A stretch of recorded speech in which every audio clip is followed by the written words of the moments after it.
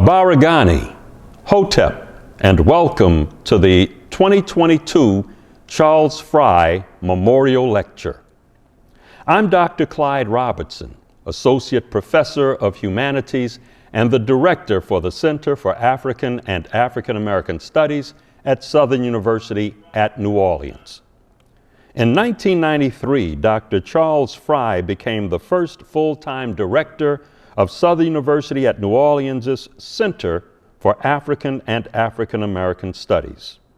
Dr. Frye was an accomplished and widely published scholar whose erudition elevated SUNO's campus, the esteemed discipline of Africana Studies, the city of New Orleans, and indeed the world. This fact was echoed by the late administrator, Melinda Bartley, who said, "During his 3 years at SUNO, Dr. Frye's contributions solidified his stature as a national and international scholar and teacher. During his 25-year career, his scholarly publications, novels, lectures, and interviews extolled the virtues of Africology." Dr. Frye's death on October 8, 1994, did not end his intellectual impact on the world. His memory and scholarly contributions continue to uplift and inform us all.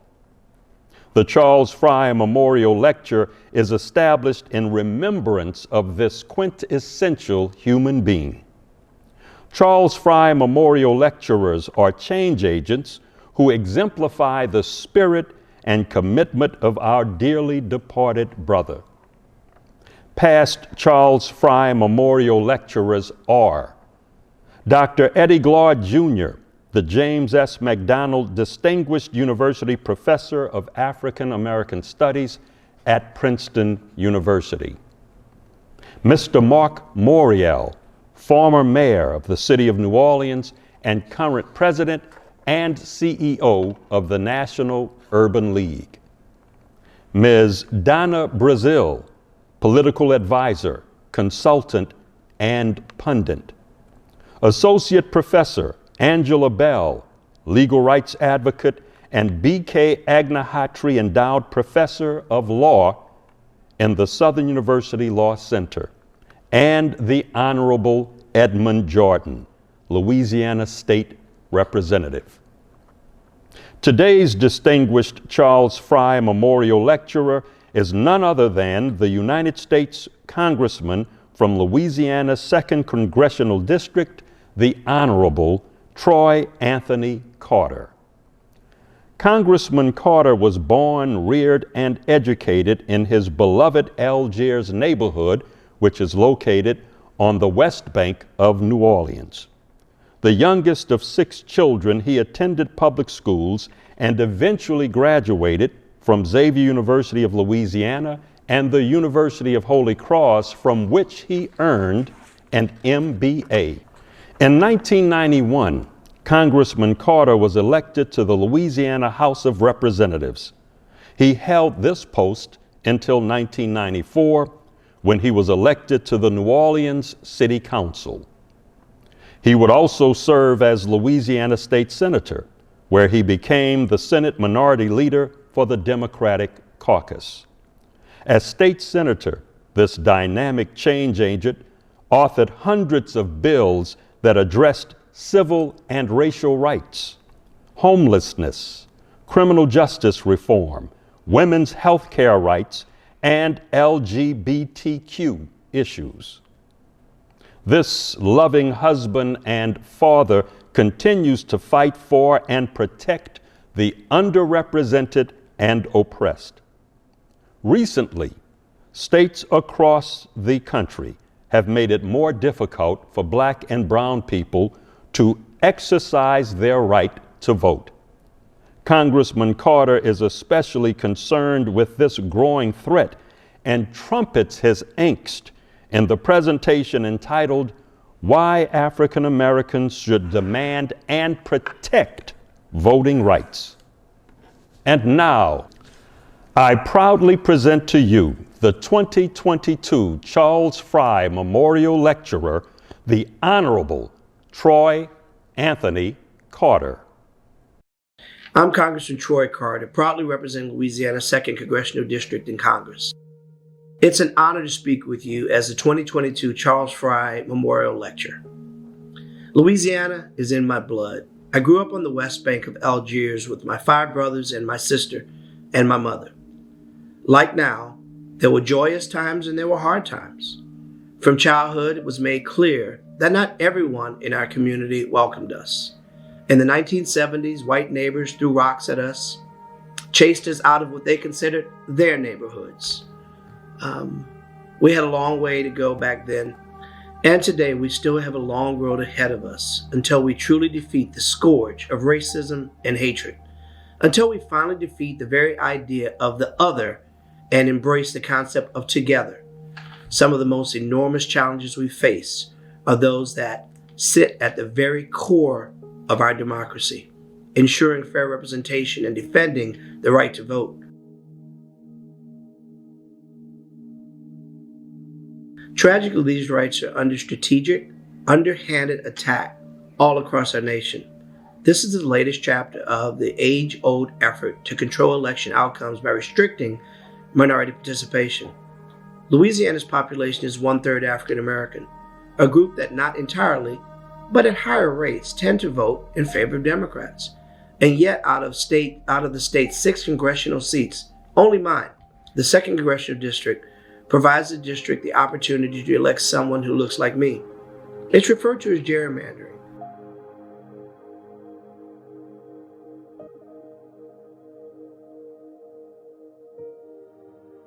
History shows us that the practice is undertaken to have favored one party over another. While this issue is taking place in real time, efforts to dilute the voting power of minority communities is not new. If we look to the past, making it hard for Black voices to be heard in the political process is one of the oldest tricks in the book.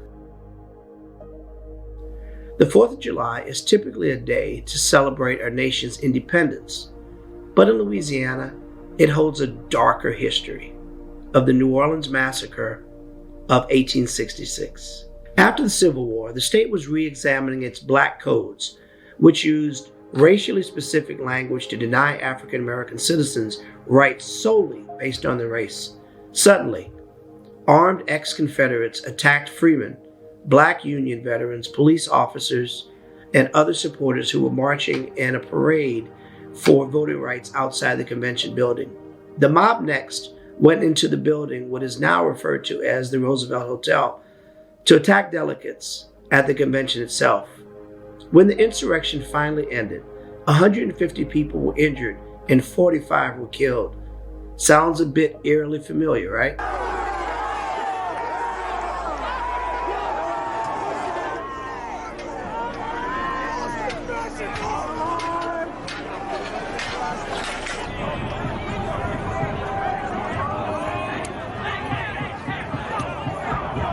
An attack on those who were democratically elected to serve as the voice of the people, spurred on by concept of white supremacy. To emphasize the moment we find ourselves in today, I want to share a bit more history of the struggle of the vote in Louisiana. These are stories that aren't always mentioned enough in our textbooks. Though the shadow of the 1866 New Orleans massacre weighs heavy, Louisianans have always showed up to vote for delegates to help craft their new post-slavery constitution. As a result, half of the delegates who were elected were Black, leading to an extremely progressive new constitution that included integrated public transportation, schools, businesses, and hotels. This shift continued to be met with anger and violence in several instances, including the Battle of Liberty in 1874.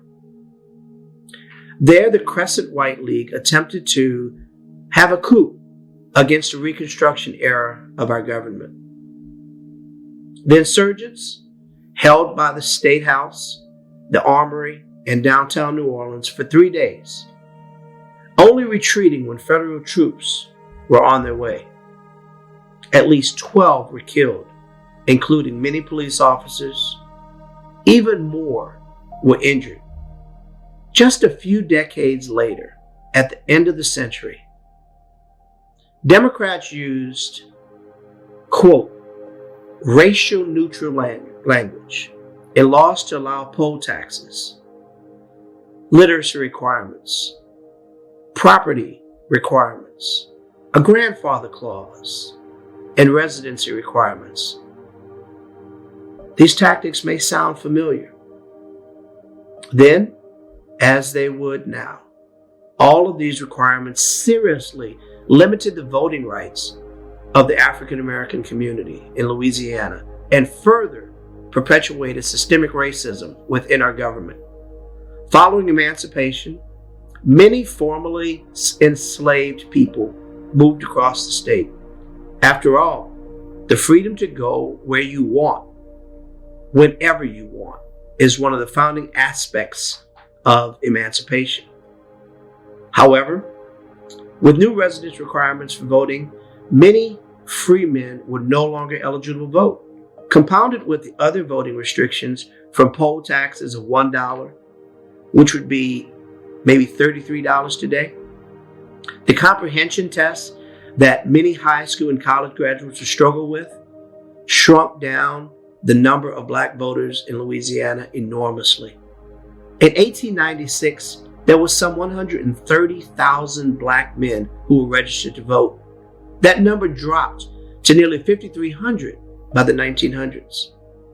It would take over 6 decades, the Civil Rights Movement and the Voting Rights Act, before the federal government took action to truly enfranchise black Louisianians, and particularly black women, with the right to vote and equal civil rights. To get here, it took Homer Plessy getting on a train, willing to get arrested and challenge segregation. However, the court's decision halted progress instead of advancing equality, enforcing the standards of separate but equal, and its devastating consequences until 1955. Nearly 130 years after his arrest, Governor John Bell Edwards took action just a few weeks ago to officially wipe Plessy's record clean, pardoning him for his so-called crime of sitting in a whites-only train car. What it says is even those things that were so fundamentally wrong can be made right. This long overdue action was witnessed by Plessy's descendants and the wider world. It is a powerful symbol of progress and the long continued fight for civil rights. Descendants of Plessy and Judge John Ferguson were on hand for the ceremony, and they say that Plessy's actions were the start of the 20th century fight for civil rights in America. It really solidifies the fact that there's no disconnect from our activities today in civil rights and the activities that took place in the 1800s. It took the Baton Rouge bus boycott, the first of its kind, which inspired Reverend Dr. Martin Luther King Jr.'s boycott 2 years later. It took 3 little girls integrating McDonough 19 Elementary School: Leona Tate, Tessie Prevost, and Gail Etienne. 3 brave little girls in a world that didn't want them. It took black women activists like NAACP member and beauty school owner Katie Wickman, who founded the Metropolitan Women's Voters League. It took Leona Goins Luke, a black woman leader who, like Wickman, conducted voter registration drives and voter education workshops for Louisiana's black voters in the 50s and 60s. It took Ruby Bridges and William France School in New Orleans and countless other brave men and women who fought for their democratic right to vote. Louisiana and its people have played and continue to play a major role in the fight for voting rights and equal protection under the law. This includes black women leaders whose stories too often are pushed to the sidelines. But the story of the fight for the ballot doesn't end in the past. It doesn't end in the 1960s, as sad as that may seem. The right to vote is under attack and threat even as we speak. This hour, this minute, this second, this day. While the 1965 Voting Rights Act was not perfect and didn't fully end voter suppression efforts, it included a powerful provision that gave it teeth. The teeth that it needed to defend the voting rights of America's minority communities. At the center of the VRA was a formula which required locals and states with a history of discrimination against minority voters to receive clearance by the federal government for any vote or election changes that might go into effect. This meant that discriminatory voting policies could be blocked before harming voters, giving an opportunity to be checked, another system of checks and balances. It was proactive. The Voting Rights Act, in its original form, placed the burden of proof on government officials to prove why the changes that they were seeking were not discriminatory. But in 2013, the Supreme Court ruled in Shelby v. Holder that this provision was not constitutional and gutted the heartbeat of the Voting Rights Act. The court required that you be damaged. Now voters who are discriminated against now bear the burden of proving that they were disenfranchised by voter ID law or any other legislation that impedes them from voting. Especially following the 2020 election, many states jumped at the chance to enact voter suppression laws under the moniker of election integrity. Let's call it what it is. Silencing the vote of the people, especially people of color. As of October 2021, 19 states have enacted some 33 laws that will make it harder for Americans to vote. Here are just a few. In Georgia, it is illegal to pass out snacks or water within 25 feet of any voter standing in line. Help me understand how this is good. This could make voters have to choose between feeding their hungry kids and losing their spots in line. During COVID-19, many states pivoted to expand access to mail-in ballots, allowing people to vote from home and make their mailboxes their ballot box. Several states did this before the pandemic and experienced record turnouts, something that some simply don't want.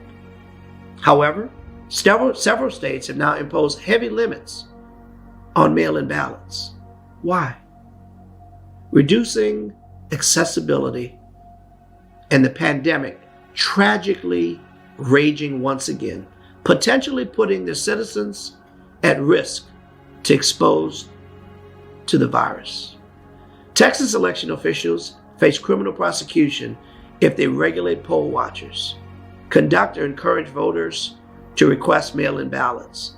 The people of Iowa and Kansas could face criminal charges for returning ballots on behalf of voters who may need help, including voters with disabilities. Voting rights opponents call this ballot harvesting. I call it helping our neighbors or helping someone in need, something that we Americans used to do all the time. I call it being a good Samaritan. It's what we're taught to do. It's crystal clear. These laws do not make our elections safer or more secure. They make them more limited and more exclusive.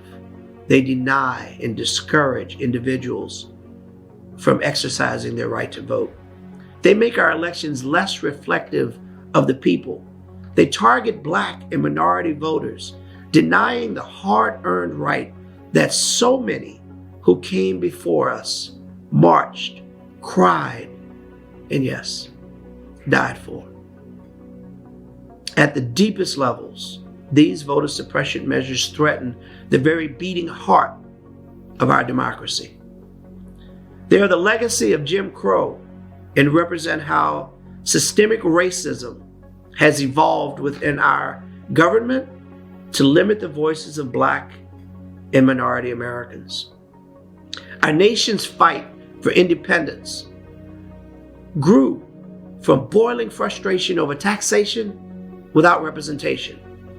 Wars and conflict are fought across the world over the right to free and fair elections. If state by state our democracy is being rigged against the people, the entire American experiment could fall apart. Luckily, even if the Supreme Court will not act, we have a fail-safe within our system of separation of powers. Congress can and must restore the full power of the Voting Rights Act, as well as the act to fend off incoming dangers to the democratic process. The House of Representatives, which I proudly serve, has already passed several pieces of voting rights and pro-democracy legislation that will give American voters the protections they need and deserve.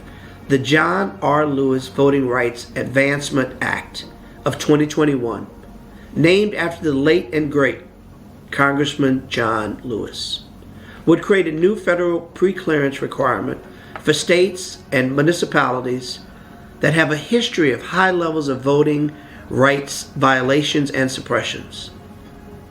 This bill would finally fill the void left by the gutting of the Voting Rights Act of Shelby v. Holder. This ruling damaged our process. The Freedom to Vote Act is a reworked version of the For the People Act, a previous iteration that was sadly also ultimately doomed in the Senate. This legislation would limit the influence of money in politics by introducing public campaign financing, end gerrymandering to create maps with fair representation, and ensure every American can vote by rolling back a tax on the ballot box and promoting accessibility. The Protecting Our Democracy Act will take immediate steps to safeguard and strengthen our democracy, so no future president, regardless of political party, can act as if he is above or her is above the law. Both of these bills are awaiting action in the Senate, but haven't yet passed. Why? You may ask. The Democrats control the Senate. Yes, we do, technically. However, these bills have not yet passed due to the so far immovable obstacles of the filibuster. The filibuster is a procedural rule in the Senate that requires any non-budgetary bill to require 60 votes to pass, not just the 51 that we control as Democrats. This rule of 60 is actually a relic of the Jim Crow era and has been used heavily to derail civil rights legislation, including the anti-lynching bills of the Civil Rights Act of 1964.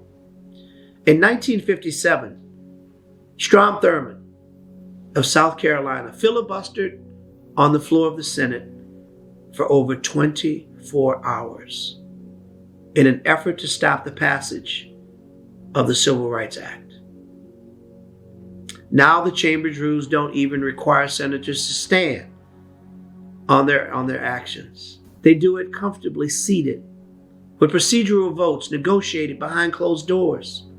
Despite the fact that voting rights have previously been a bipartisan issue reauthorized by 4 Republican administrations, there's so far been lockstep Republican opposition to the legislation that the House has already passed. Further, a token 2 Democratic senators are unwilling to forego the filibuster to pass this critical legislation. It's extremely disappointing. Some have claimed that it could be used as a tool against the minority, the Democrats, if Republicans regain the majority in the Senate. To that I say, we already can almost be certain that the GOP will remove the filibuster to pass their own legislative agenda. You watch. They won't think twice about changing any rule or any action to get their way. If the Senate upholds a caution that is not in the Constitution over voting rights and other important legislation on the line, then we are in trouble and they are not noble. They have failed at their duty to serve all of the American people. The custom of the filibuster has already been changed many times before. In fact, my colleagues in the Senate suspended the 60-vote rule to fund the government and pass budget just last year. Why can't we do the same to defend our democracy? The Congressional Black Caucus has been at the forefront of fighting for voting and civil rights since its inception in 1971. The Congressional Black Caucus has been called, and justly so, the conscience of the Congress. The CBC is often at the center of debates and negotiations. But this one, my friends, is personal. It's about our precious right to vote, something that should never be denied. The fight for voting rights is inextricably tied to our history and as a people of fight and dignity. Many of our members over the years were leaders in the civil rights movement themselves. That's why the chairwoman of the Congressional Black Caucus, the Honorable Joyce Beatty, led the CBC in calling for the Senate to immediately bring voting rights legislation to vote and end the use of the filibuster. In the words of Dr. King, there is a fierce urgency of now. We cannot let a simple, antiquated procedure interfere with our rights. Recently, Senate Minority Leader Chuck Schumer brought a suspension of the filibuster to a vote the very week of Martin Luther King Jr.'s holiday. He wanted to get a vote on the record to show who was for action to protect our democracy and who indeed was against it. Every single GOP senator lined up against our precious right to vote and the very voting rights that we speak of. 2 days prior, they were spouting off Dr. Martin Luther King quotes as if somehow they believed them. Now, they're blocking voting rights and protections for our right to vote. Every single Senate Democrat also supported the policies, but 2 holdouts refused to adjust the rules of the filibuster to lower the 60-vote count threshold. It's simple. The Senate has failed our democracy and failed our nation when we needed it most. On January 6, 2021, much like the July 4th, 1866, we saw the dark underside of our beloved America. People motivated by hatred, racism, and fear. People pushed to violence who staged an attack on our elected leaders who were only there doing their jobs. We must shore up our defenses. We must prepare ourselves that perhaps January 6th was only a dress rehearsal for something far more sinister. That's why we need federal action to stop blatant racism over voter suppression. Every American deserves equitable opportunities to participate in our democratic and political process. Ensuring our elections are fair, accessible, is essential to preserving our democracy. My colleagues in the Senate and House that have acted against voting rights are choosing to deliberately silence the vote of the people and to turn their backs on our very democracy. These efforts are the direct insult to the legacies of John Lewis and other civil rights leaders who fought and died for this sacred right.